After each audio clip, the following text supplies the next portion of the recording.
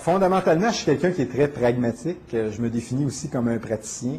Ce que j'aurais le goût de vous répondre, Yvan, de façon spontanée, puis je vais l'étoffer un peu plus, ce qu'on devrait garder, c'est ce qui fonctionne. Puis, ce qu'on devrait modifier, c'est ce qui ne fonctionne pas.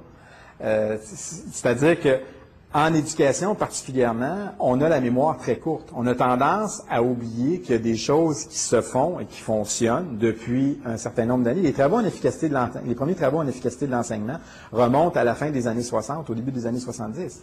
Ce qu'on avait fait, finalement, c'est qu'on est allé observer des enseignants dont les résultats des élèves étaient supérieurs.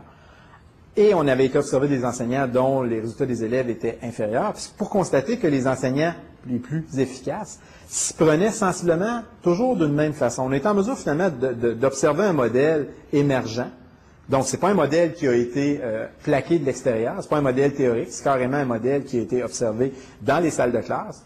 Et ce qu'on a fait ensuite, dans un premier temps, après avoir identifié c'est entre autres, je parlais du questionnement tantôt, qui est une des stratégies, une démarche d'enseignement.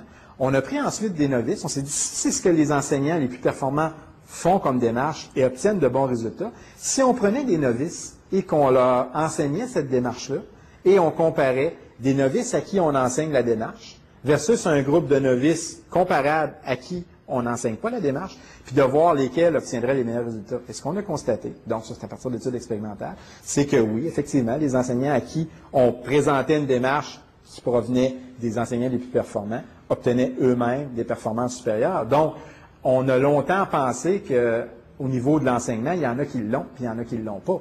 Ben, je reviens, c'est le même discours qu'avec les élèves. Il y en a qui l'ont, puis il y en a qui ne l'ont pas. C'est faux. Il y a des enseignants qui ont des meilleures stratégies que d'autres. La beauté de la chose, c'est que c'est quelque chose qui peut s'apprendre.